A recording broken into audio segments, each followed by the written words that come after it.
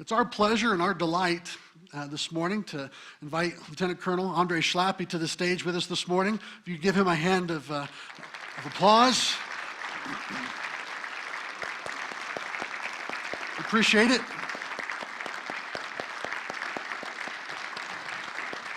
Thank you, sir. Yeah.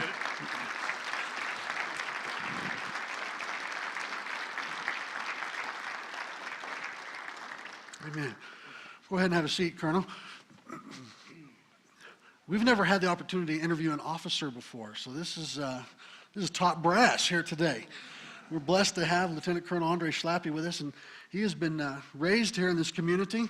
You know, many of you, his mom and dad, Russell and Rita Schlappe, and service of our country runs deep in their family. And I believe Russell also served about 25 years. Is that right?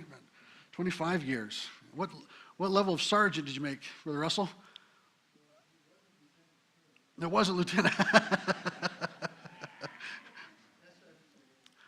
SS, let's see, was that staff sergeant? Sergeant first class. Sergeant first class. Fantastic. Thank you, sir, for your service, and you've done a great job here with Lieutenant Colonel. So that's great. Well, Lieutenant Colonel, how many years have you served here in your career? Let me get that microphone turned on here. Can you hear me? You can hear me. Well, thanks for having me. I really appreciate it. It's great to be here in Delta. This is God's country. Something therapeutic about being back in Delta as well, out of the craziness of Denver. Plus, my parents said there was a guest speaker today, so I wanted to make sure I didn't miss it. So, yeah. And my wife, Sandy, my beautiful wife, Sandy, gives her regrets. She can't be here today. She had some commitments in Denver. I think she's probably partying because we're newly empty nesters, and we just sent our youngest off to West Point. So I think she's enjoying herself. So. West Point. Did Dad have any pull in getting her into West Point? No pull, maybe just a slight influence, but yeah. But number of years. So I did join ROTC in 1991 at Colorado School of Mines over in Golden, and commissioned in 1995. So I've been serving for about 23 years. Fantastic. And what was some of the influences in your life that kind of thrust you to the fore of military service? Well, certainly my family had a large part of it. A lot of family history in the military. My father, as you mentioned, he served for a number of years. I had some great uncles that served in World War II. My grandfather tried to serve in World War II, Jim Barber, had a heart condition, so he was disqualified medically, but he went on to serve in the Civilian Conservation Corps, and actually I think he ended up guarding some German POWs during World War II. But my dad's brother, Harold Schlappe, he fought in Korea. So just a family history. I've got a brother-in-law that did 28 years between the Army and the Coast Guard as well. So that, I always had a desire to serve, and then it, I guess, didn't hurt that I also needed a way to pay for college, so that helps. Amen. What capacities have you served in the past, Colonel? What have you done with your career? Sure, so probably for an officer in the Army, one of the best jobs you ever get is being a platoon leader. You're given about 40 guys and gals to be in charge of right out of college. Sounds like a recipe for disaster, probably. But you're given really good non-commissioned officers. I see some here in the audience that have served. Thank you. And the non-commissioned officers, their job is to teach you, as an officer, really what your job is. So although they salute you, they teach you a lot, and you learn how to be a platoon leader. So I did serve as a platoon leader for a few years. Moved on to become a battalion intelligence officer, kind of a S2, if you will. That's what we call it in the Army. After that, I did serve as it was an assistant operations officer in the battalion, and also served as a company commander and both an assistant and an operations officer at the battalion and brigade levels. And let's see, most recently, last few years, I've been a trainer in a training division, and then for the last 18 months, I've been a battalion commander. Fantastic. What battalion? So I'm currently the commander of the 244th Engineer Battalion. It's a Army Reserve Battalion in Denver, headquartered in Denver. We have about 1,000 soldiers total. It's pretty big for a battalion, spread over 4 states. So we have 9 companies, ranging from Fort Collins in the north all the way to El Paso, Texas in the south, and all the way out east to beautiful Dodge City, Kansas. Yeah. So your responsibilities are wide and very spread out there in all these different states. Pretty phenomenal. They are. It's a little bit like herding cats with soldiers all over the place, but it does keep me busy. Now let's take it back several years to 9/11. You were currently serving at that time, but 9/11 had an indelible impact in a lot of our lives here today. And now we're raising up a generation that has not seen the horrors of 9/11, but you and I have seen them. And Colonel, what was your reaction to the 9/11 event, and what was your first thoughts in that taking place? Sure. I guess, first of all, it makes me feel a little bit old that we're starting to get privates in the Army that were born around 9/11. That's kind of hard to believe. But I remember I was at home in Arvada, Colorado, and I was just watching the news, getting ready for work, and the first plane hit the tower, as many of you remember. And at first I thought, that's a terrible, tragic accident. Some people just lost their lives. When the second plane hit the tower, I knew that we were under attack and likely would be going to war pretty soon. Mm-hmm. So what was your thinking about going to war? What did you think the time frame of that would be? Were you looking at an immediate deployment? I was expecting to get a phone call saying, hey, pack your bags, you're going somewhere. I think we were all somewhat surprised that our unit in particular, we didn't get the call for a little bit over a year. There was a lot of things that were going on the military side at that time. If you remember, the original invasion plan of Iraq was to send 1 or 2 divisions north through Turkey into Iraq, and then bring 1 or 2 divisions south from Kuwait into Iraq and catch the Iraqi army and government in kind of a pincer movement. Turkey, at the last minute, voted to not allow us into their country to be part of the invasion or to invade through their country and use their air bases. And so all the divisions that were stacked up had to invade through Kuwait. And if you look at a map of the Middle East, there's Iraq, and to the south, the very small country of Kuwait. And it was definitely a bottleneck. So we had to wait some time to kind of get in line and be queued up to go through that area. What rank were you then at that time? I was a newly promoted captain, so I knew a little bit more than I did as a lieutenant, but maybe not too much more. And I was serving as the battalion civil engineer and assistant operations officer at the time. Okay. And how long were you in Iraq? So I remember we got mobilized officially on Valentine's Day. I'll never forget that. We were told we were going to be mobilized. Got sent to Fort Carson for some initial train up. So we trained at Fort Carson for about 2 months. We were expecting about 30 to 60 days because of the backlog in getting troops through Kuwait. We ended up staying there about 90 days. Fortunately, once we got into Kuwait, I was picked to be on the torch party, which is the first few guys that get to go forward to kind of scout out where the battalion's going to go. And so Kuwait was so hot, my theory was they just made us stay there long enough to become miserable, so we all were just dying to get into Iraq. And so I got to push into Iraq with a small group of guys, and we ended up being there for a total of 12 months in Iraq. And the total mobilization time was about 15 months. Okay. And what did you do while you were there in Iraq? You went ahead of the troops, and what did you do? We did. I think I was very blessed to have probably what I consider one of the most fun jobs of any young captain in Iraq. I was in charge of a assessment team. I had 12 men and 1 woman, 13 soldiers total. And our battalion was a large construction battalion. So we had heavy equipment, carpenters, electricians, masons, heavy equipment operators. And so our job was to build the first base camps for the 4th Infantry Division in north central Iraq. And so my job was to go forward of our battalion. So I would take my little team out, and we'd run out in a few Humvees, and we'd run around the country. And we'd be given a mission to, for example, hey, go 100 kilometers in this direction. Here's a grid coordinate. Go find it, reconnoiter it, and build a base camp for a company or a battalion or whatever it might be. And so I logged about 15 to 20,000 miles on my Humvee that year. Ran around north central Iraq and got to know almost every goat trail and road in that part of the country. So what does building a base camp, what do you do when you build and construct a base camp? What do you make? Sure, so it's probably not quite as glamorous as you might think. So picture an Army division that's just finished ground combat, and they've kind of pushed out to an outer perimeter to secure the country. And these soldiers are living, some are still living in their tanks, some are just living in foxholes, sleeping on the ground.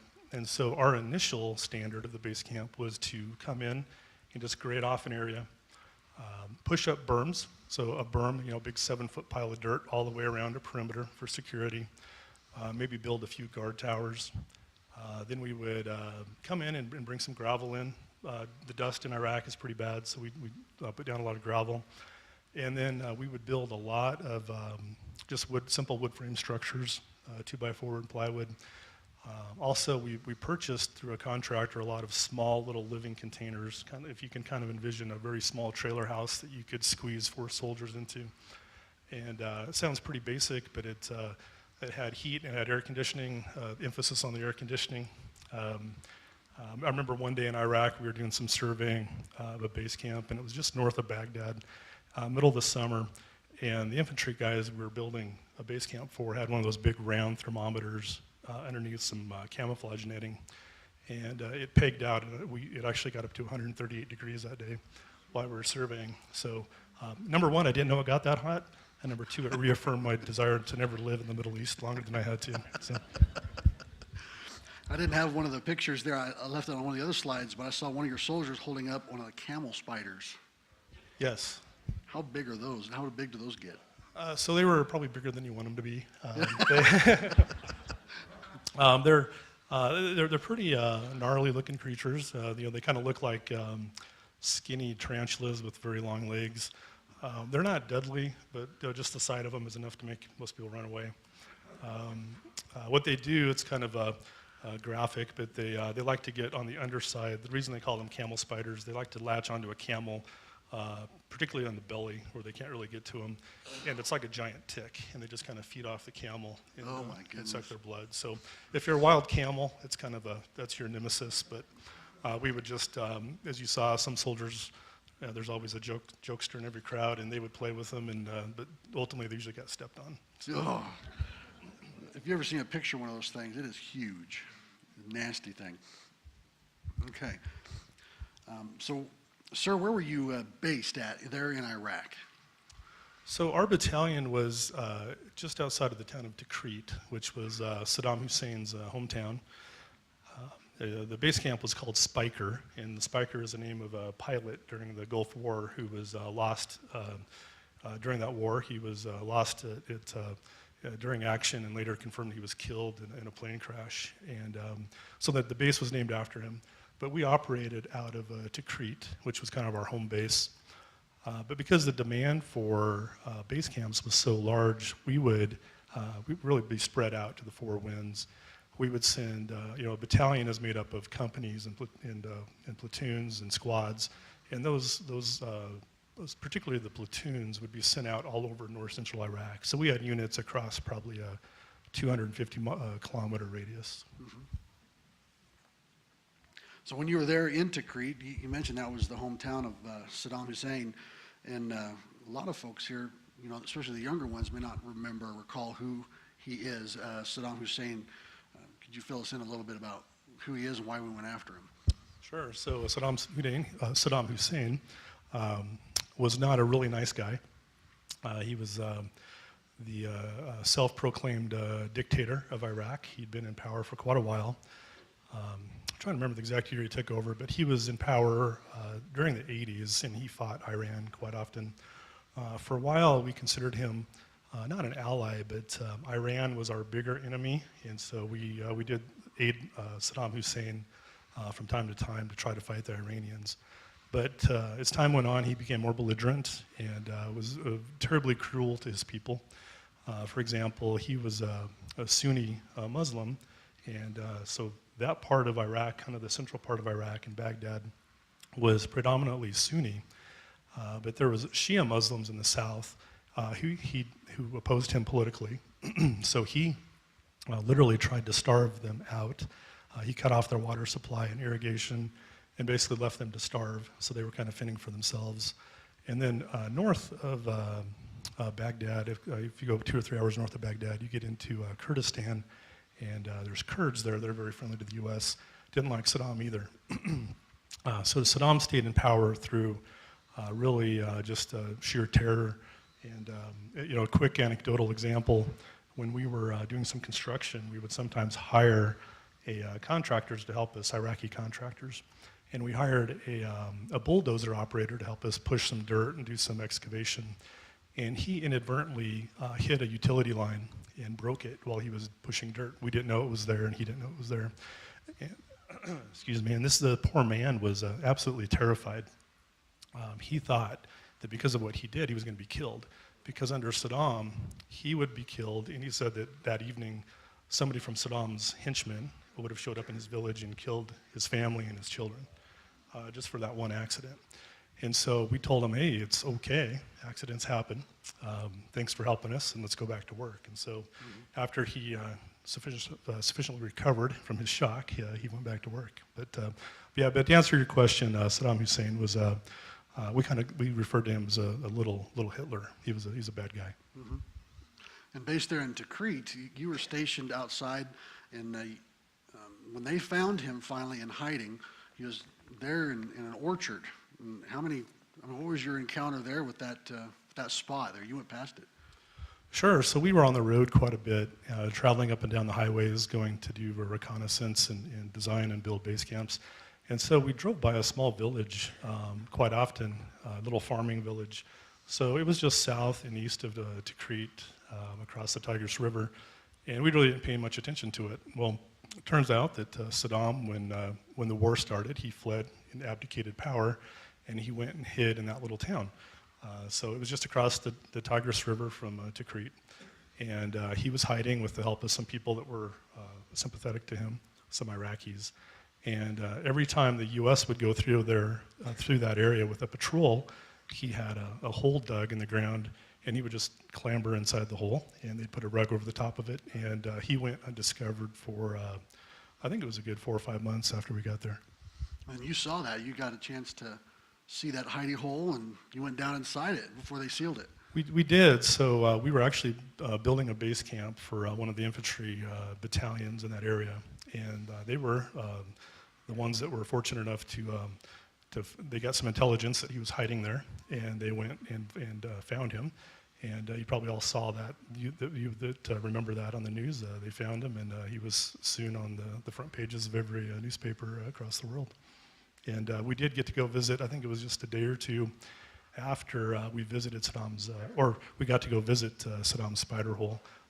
It was guarded by some Iraqi soldiers that were now friendly to the U.S., and it quickly became a tourist destination. But we were able to go there and climb down in the hole, and we did the Army tourist thing. And I guess I have to be thankful for, number one, for God's protection, but number two, for Saddam's spider hole, because we stopped there just briefly to, of course, take pictures and see the famous spider hole. And we were en route to Samarra, which was a town farther south to do some work. And the spot that we were going to had an enormous car bomb that was detonated that morning. And if we hadn't stopped there, we probably would have been in that exact area at that time. So wow. It ended up killing several civilians. So. Wow. The providence of God that you weren't there at that time. You had a chance to go to a few of his different palaces, Saddam Hussein's palaces. Share your insights about this palace that's there in Tikrit. Sure. So I think what was most striking about the palaces is Iraq was kind of a country of extremes. When we got there, very poor. Iraq had been under an embargo from the U.S. and the United Nations for, I think, over a decade. And so most of the country had very limited resources. You could tell there was a lot of poverty. But then throughout the country, Saddam had, he spent most of the money on his elaborate palaces and on himself. And so in the middle of Tikrit, there was a beautifully appointed palace grounds that had manicured landscaping right on the bank of the Tigris River. And he had half a dozen palaces that he lived in. Or if you were one of his cronies or close relatives, you would also get a palace. But if you were in the club, you lived pretty well. And if you weren't in the club, you lived pretty poorly. Yeah. We saw some pictures there behind us with some golden toilets and marble staircases and all kinds of different things, but it was kind of a veneer, wasn't it? It was, being an engineer and kind of a construction guy, I was, not only would I look at the palace, but I'd look behind the walls and behind the doors. And once you got past the facade of the marble and the tile, it was pretty shoddily constructed. There might be a picture up there of it, but when the war started, the Air Force dropped an enormous bomb on one of the palaces, and it didn't survive very well. It all came crumbling down like a house of cards. Yeah, there's that one pic you guys saw back up there, that bomb damage there on the side of the building. So looking ahead here, so it looks like we finished with page 1. All right. Okay, we're making progress. Let's talk about the Iraqi people, Colonel. How did the Iraqi people treat you? So overall, my experience with the Iraqi people was positive, but it really depended on where you were within the country. There were some places where we would, that were clearly pro-Saddam, even months after we were there and months after he was captured. Occasionally we would go through a village, and the women would turn their backs at us, or the men and women would throw rocks at us.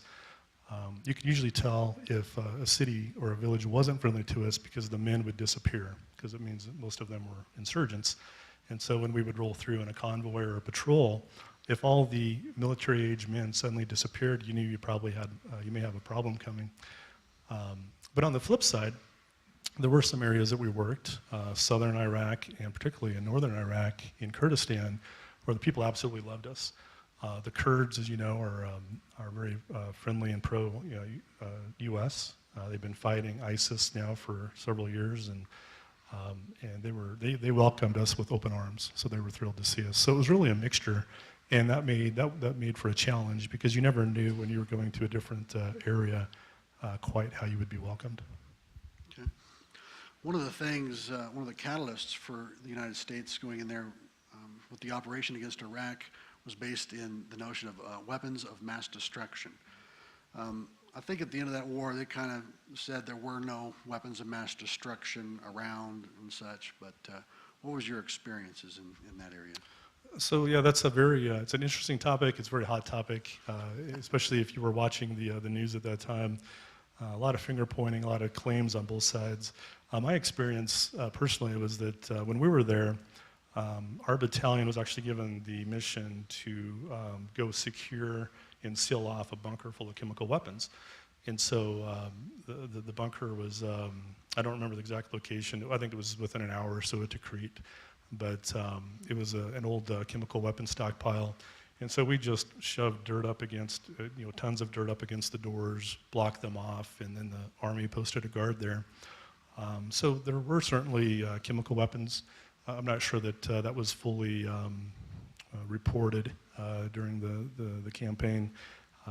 We did ask about that. We asked the question, how come chemical weapons aren't being reported on the news as being in Iraq?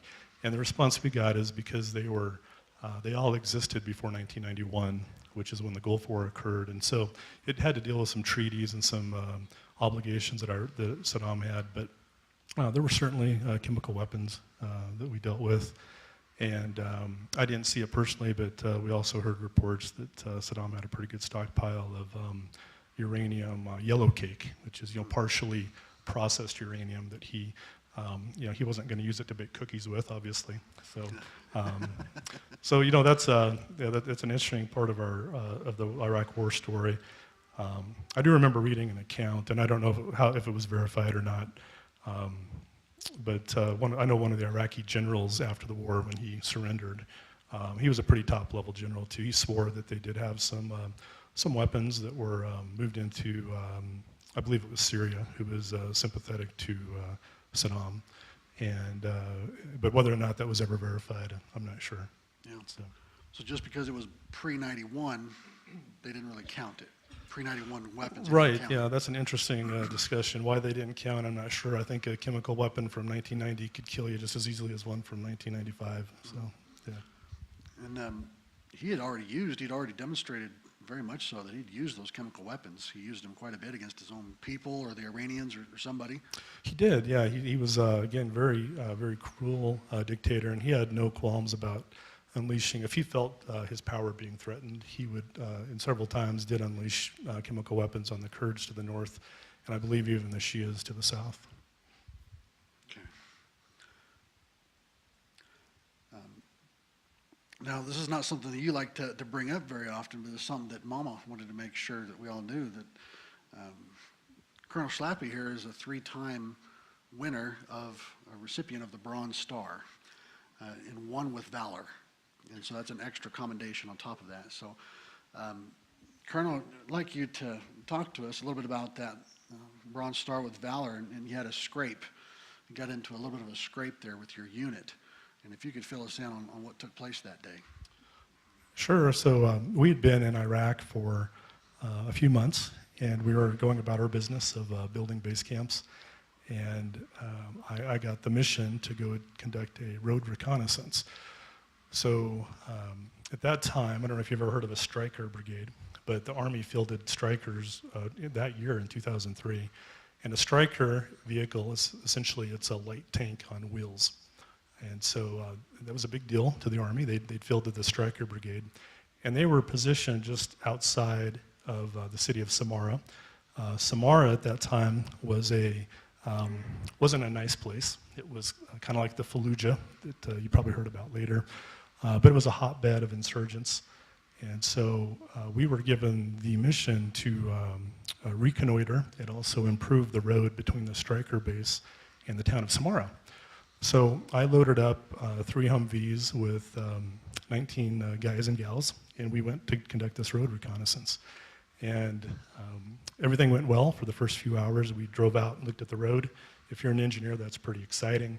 If you're not an engineer, that's probably pretty boring.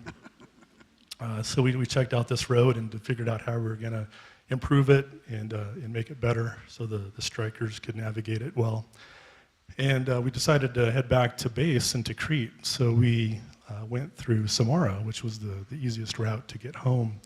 And while going through Samara, the hairs on the back of my neck started to stand up. I was in the lead vehicle. And, you can sometimes know when something bad is about to happen. This was one of those times, and it wasn't because I'm a genius. It was because there were some cars that were burning on the side of the road. Again, the military-aged men, when they saw us, they started running away from us, and we knew something was up. So we were trying to actually skirt around the town and get back to Tikrit because, I think we had 1 or 2 machine guns. We're not heavily armored tanks, and we don't have a lot of heavy weapons. Just pretty much enough to defend ourselves. And so we were skirting around the edge of town, and being in the lead vehicle, I came through a intersection, and I looked up and I saw sparks coming off the transformer. And I thought, being an engineer, that's kind of weird. And then I heard some gunfire, and I realized that there were some bullets striking the transformer and sending off sparks.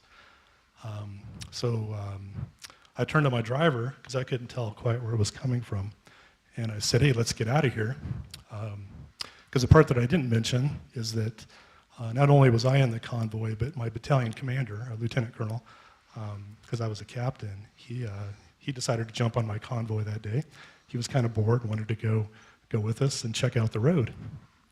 And so while he was in our convoy, the battalion executive officer, the second guy in charge of the battalion, he thought, well, I'm kind of bored too. I'm going to jump in the convoy too with Captain Schlappe and go check this out. And then that wasn't quite enough. So those of you that have been in the Army know that typically the chain of command goes from the battalion commander to the battalion executive officer to the, probably next would be the operations officer. Fortunately, he was not with us that day. He decided to stay home like a good boy. And But then the next in command, so probably the fourth in command, is typically the Alpha Company commander. It's usually one of the most seasoned commanders in the company. And so he was in our convoy as well. So we had three of the top leaders in our battalion in our convoy.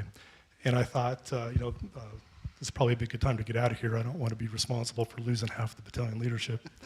So I looked over my shoulder as we started to turn around, and my battalion commander had climbed out of the vehicle, and out of his vehicle. And if you don't know, usually when you reach the rank of lieutenant colonel or higher, you carry a pistol instead of a rifle. So he had his 9mm pistol out of his holster, and he was running up the street towards the gunfire. And he's a former Special Forces officer, which explains a lot, right? They're trained to, when they hear gunfire, they run toward it. And so I turned to my driver, and I said, I guess we're staying. So we set up a little security perimeter with our vehicles, and then I went forward with half of our guys, with our battalion commander, toward the gunfire. And the rest of our soldiers stayed and guarded the vehicles at the intersection. And so we went forward toward the gunfire, had some tense moments. At one point, a woman in a full burqa, we were on edge, of course, because there's gunfire coming towards us. And a woman in a full burqa burst out of a doorway right in front of me, and she was screaming in Arabic, very frightened. She was trying to get away as well. And that was a pretty tense moment, because we certainly could have shot her in that instant. Unfortunately, we did not. So we bounded forward to the gunfire, and when we got pretty close, we stopped and took up some defensive positions. And while we were there trying to locate the enemy, you can't make this stuff up, a BMW full of 4 insurgents came flying around the corner. And they had been engaged in the firefight we were trying to find, and they had the windows rolled down like a bunch of gangsters, and had AK-47s pointing out the windows. And they came flying by us, probably 60 miles an hour down this little Iraqi side street. And they shot at us, and we shot at them, and on they went. And all that happened in probably 4 or 5 seconds. And we thought, okay, that was a close call. Now they're gone. And we ended up engaging some insurgents for a while. Some men would pop out of a doorway and fire at us, and we'd return fire. But ultimately, all those bad guys broke contact, and they ran away. So I went back to my battalion commander with the pistol.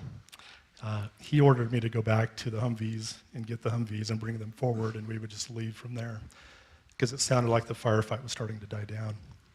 So I trotted back to the intersection, which was probably about 3 blocks away, and I realized when I got there, the BMW, we didn't know this at the time, but the BMW with the bad guys had decided to turn at that intersection, and they plowed right into our parked Humvees. And so a firefight had actually occurred there, where the 4 insurgents had opened fire on my security detail. And fortunately, none of my guys were injured or hurt, but they injured critically, mortally. They injured 3 of the insurgents, and one of the insurgents wasn't shot, but he was injured from the collision. He'd injured his shoulder. So I was obviously surprised when I came around the corner and saw all this in front of me. But fortunately, we had some really good leadership on site there, and they had taken control of the situation, established security. We're probably one of the few countries, including Western Europe, that treats wounded enemy soldiers. So even though we had shot 3 insurgents that were trying to kill us, my medic who was with us, he was doing his best to save their lives. So he's patching them up and giving them CPR and trying to save their lives. And so obviously we weren't in a position to fire up the Humvees and leave quite yet. So I went back to the battalion commander and the rest of the troops about 3 blocks forward and told them what had happened. And so we decided to fall back and fall back to the Humvees. So we got back to the Humvees, and by that time a crowd had started to gather, and the crowd was very much pro-insurgent and anti-US. And what they wanted to do was take control of the insurgents that we had just shot and drag them off and protect them because they were friendly to them and not friendly to us. And so we had to start doing crowd control while we loaded up the Humvees and loaded up the prisoners now. And that got fairly tense. I remember one man was very belligerent and refused to comply with our commands. And he was trying to push through and get to the insurgents. And I remember having to put my M16 on his forehead and scream at him because he was starting to threaten us. And fortunately, it de-escalated and he left. Pretty tense moment, obviously. Yeah. But we were able to start disperse the crowd. And in the Army, especially in Iraq and Afghanistan, when you come under fire, they have what's called a quick reaction force. So if you basically need the cavalry to come help you out, you call the QRF, the quick reaction force. And so we got on the radio, and this is probably about 45 minutes earlier, we'd gotten on the radio and said, hey, we're in a kind of a tight situation, we need some help. Well, God bless the armor branch in tanks, because they sent a quick reaction force with 3 M1A1 Abrams main battle tanks. And nothing will clear a crowd faster than 3 tanks rolling up on an intersection at full speed. So as soon as they arrived, the crowd control was no longer an issue. And we loaded up our enemy prisoners, and the tanks escorted us to a Special Forces compound in Samara, where we inventoried our equipment, caught our breath a little bit, turned over the prisoners to the Special Forces guys that were there, and dealt with one of our Humvees was disabled because it had collided, or the BMW had collided with it. And so to wrap up that story, the good news, by the grace of God, all 19 of my guys, including the battalion commander and the battalion executive officer and the Alpha Company commander, and everybody else, down to the last private, didn't have a scratch throughout a 2-hour firefight. And we got 4 bad guys. And so that was really a blessing. And the little footnote to that story, we found out later, is the one insurgent that survived. He was interrogated by the Special Forces team there, and he had a little bit of information that helped connect the dots that ultimately led to the capture of Saddam Hussein. So we were all very proud of that, but mostly just glad that we were able to finish that road reconnaissance and everybody came home in one piece. Praise the Lord. Glad you guys got home safe. Yeah. Amen. Amen.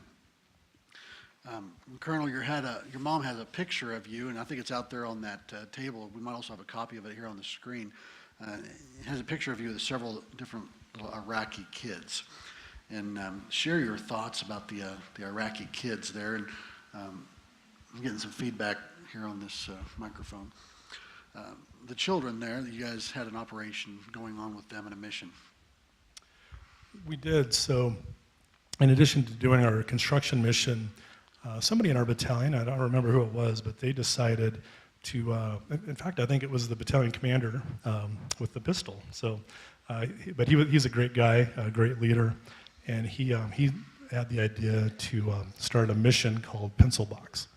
And so he encouraged all of us to write home and call our friends and family and say, hey, send school supplies and send shoes. Because not only were we there to stabilize the country and get a new government started in Iraq, but they were there to kind of win the hearts and minds of the people, right? If you don't have the hearts and the minds of the people, you're going to lose the insurgency. And so we were really humbled by the response. We ended up with an entire room full of children's shoes, mostly tennis shoes and things like that, that were donated, along with just piles and piles of school supplies. And so we were able to, when we would go out on a convoy to do a reconnaissance or design a base camp or build a base camp, we would take a truckload of supplies with us, school supplies and shoes. And, excuse me, nothing, I think, warmed our hearts or really impacted the kids more than we'd be driving down the road and you'd see little kids on the side of the road in the wintertime. It actually gets cold in Iraq. Running around with no shoes. So if we had time, we'd pull over, we'd grab a kid and put him on the tailgate of the Humvee. And of course, their eyes are about this big, like what's going on? And we would fit them for a pair of shoes. And so that was a lot of fun. We'd give them a pair of shoes and sometimes a stocking cap and a backpack full of school supplies. So we did that quite often. We really focused on one village called Al Sakur Village. That was a little village just outside of our base camp, so kind of between Tikrit and Spiker. And very supportive base camp. The village elder, it's very much a tribal society, especially out in the rural areas. And the village elder really took a liking to us, and he was very pro-U.S. and supported us. And so we would send medical care and school supplies to his village, and it was a really great relationship. And we continued that throughout the whole year we were there. The sad footnote to that story is when we withdrew in 2009, ISIS moved into that area shortly thereafter, and because that village had cooperated with us, I saw a report in USA Today that village was pretty much decimated, and most of the pro-U.S. supporters were killed. So very tragic footnote. I do hope that some of those people found a way to survive and keep moving forward. That's something we can't imagine.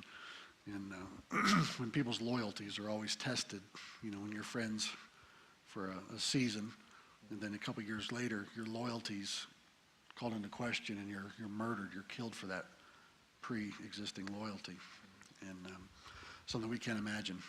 But I know that those people, those kids, those children at that time appreciated it. Yeah, it was a lot of fun for us. We loved going into a village, and if you took a soccer ball with you and a bag full of candy, you were all the kids' best friends at that point. So we enjoyed it, and glad we had the opportunity to do that. And then when you were finished with your deployment, you came on home, and what was the coming home experience like for you? How did that wrap up? So, it takes a while, I think, for anybody that comes back from a deployment, and everybody handles it differently.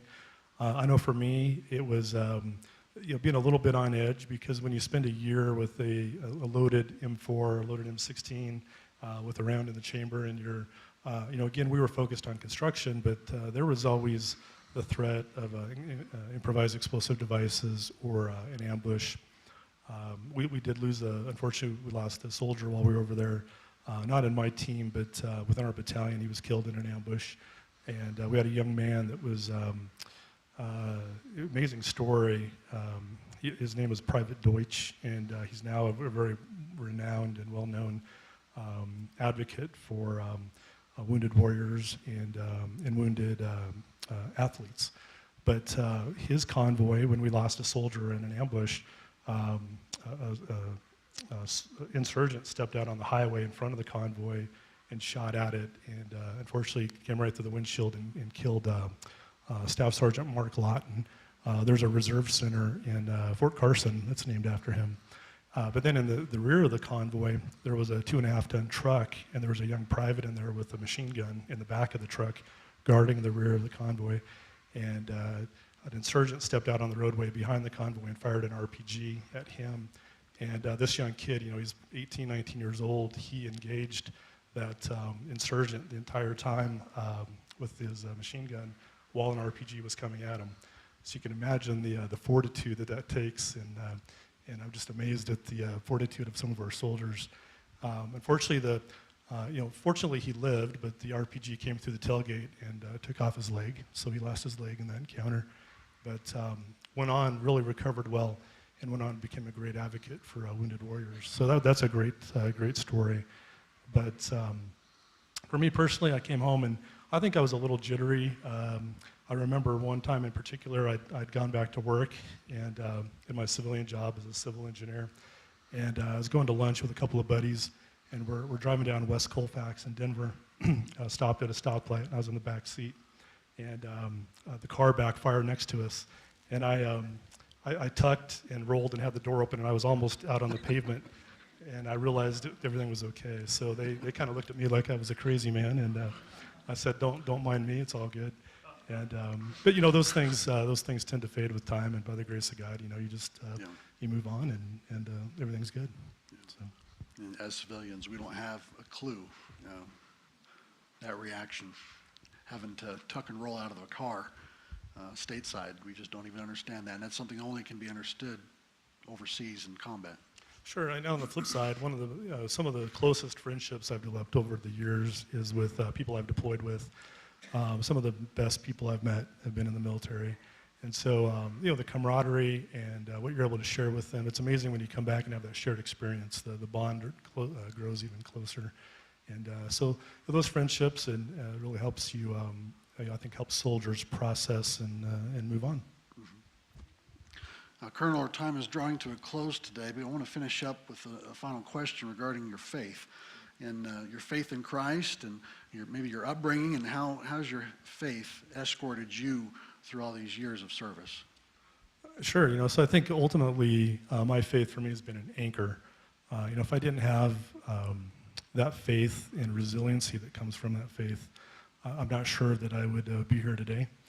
In the military, you go through some really good times, you go through some really challenging times, and it's just that constancy of the faith, my faith in Christ, that's given me the strength and the endurance.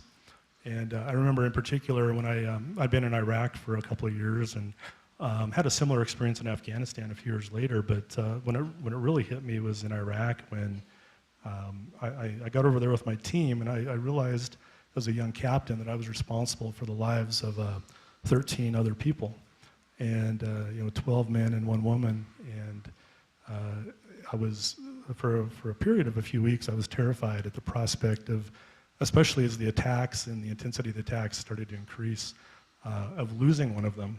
I was more worried about them than myself because I just dreaded the thought of having to write a letter home to a mother or a wife or a parent to say, I'm sorry, but your son or daughter or spouse has been killed in combat.